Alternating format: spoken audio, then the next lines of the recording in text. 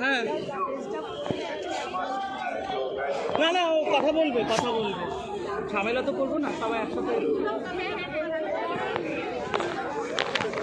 কি কথা বলবে বলে না, ও এখানে এনজয় করবে।